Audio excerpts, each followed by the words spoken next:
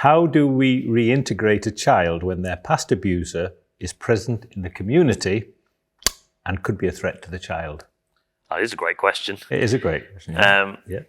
And I think it's great, first of all, that that's been recognised, because that's saying that, there is an awareness, there's information that you know about the child, about the family, about the circumstances. And I think that's really, really important, that when we are looking at reintegration, we are doing assessments to say where are the risks, but equally what we've got to look at is what are the protective factors, What is a protective factor? So a protective factor would be, how are we going to make sure that that child is safe in the community? So where we've got that risk that we've identified of someone who has been a past abuser, how are we helping the family to find strategies that are going to manage that risk appropriately? And some of that is about thinking through what could happen and where could it happen and how could it happen, and then thinking about, all right, what would our response be in that situation? And kind of, you might almost want to practice that with the family. We might want to practice that with the child. Depending on the child's age, you might have strategies that the child can use. Yeah. But what we want to, not do is prevent that from being the child being able to go home. But it's about being realistic about how that is managed. And part of that is also assessing to what degree do the family or the people looking after that child accept the risk. So let me just complicate it a little by saying... I know you would. As is my want. At what point would you become concerned that maybe, we're talking about protecting the child, but yet a family still doesn't seem to be able or interested in taking on the messages that you're trying to give? Yeah. So I think if in your assessment of a family that they don't accept that person was a risk to the child, an abuser, then you become concerned about whether the protective factors are high enough to safeguard that child with that family. That doesn't mean that child can't go and live with another family that can and do accept it, but it might not be that family. And you might in scenarios have where a family accept it, but they haven't got the skills for whatever reason, which might be down to learning disabilities, it might be for other complications, and where you say, well, that risk is too great. And I think where that is, you have to make those difficult decisions. But what you're looking at then is what alternatives are around. What we don't want to do is that means that child never goes and experiences a family life. We want to see what is it we can do where we can create as much safety as possible for that child. And I think that there's something that, just thinking about in terms of suicide prevention, we talk about access to means. Does the person have the access to what it would take to try and harm themselves? And I think you can sort of think about it in this situation too. Does the abuser have access to the child? And are there ways that we can restrict that?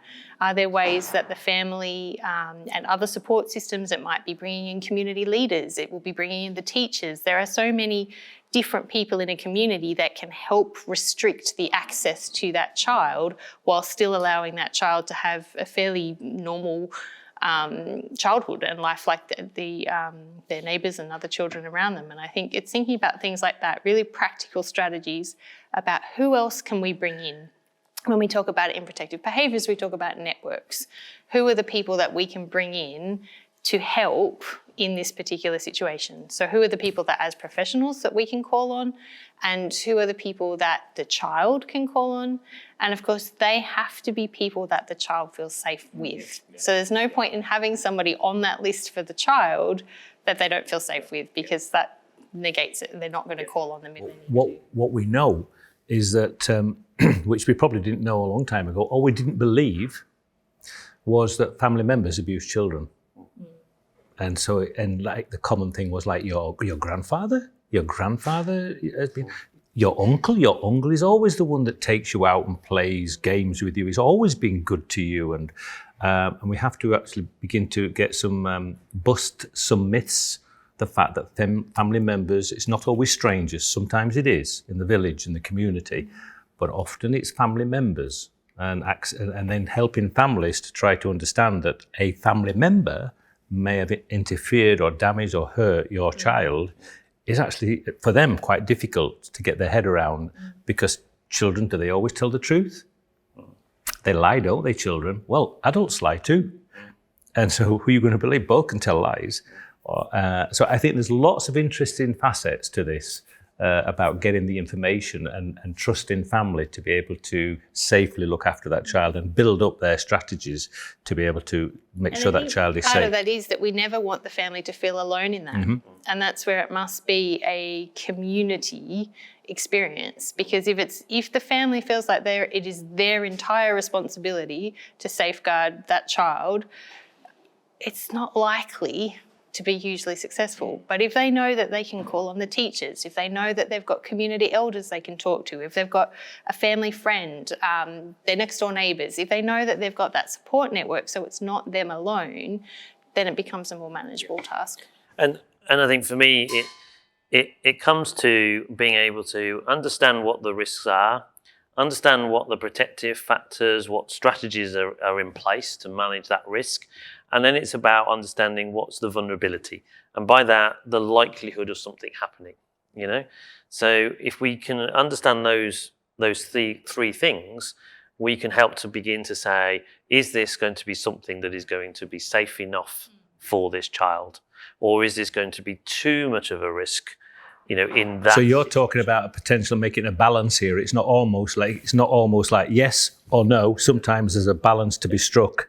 The chances are. And sometimes we've got to take a risk. Yeah. But it's about balancing that. And it's balancing that, well, if we don't do that, what is also the alternative outcome?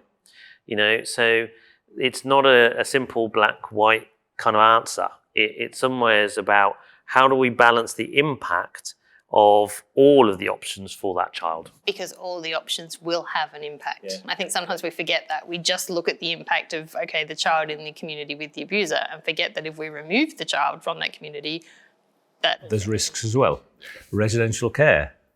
How do we know that residential care workers don't abuse children? We know they do. They do it here in England. They've done it in America. They've done it in Australia. They'll do it in whichever country you're talking about. It happens, particularly if they're not trained and they're not supervised. And in any community, there are risks. Absolutely. Yeah. So, you know, it's part of how do we help as part of our role as a parent. You will be able to work with your children to help them to protect themselves, you know, and there will always be risks in communities. But if there is a particular issue, then it's about, well, how vulnerable is that child to that abuser, and what can we do that minimises or reduces that risk? Can I just add a comment I just made there, that when I say residential carers do abuse children, most don't, and most would never, but some will. The question is, how do we know which ones will and which ones won't?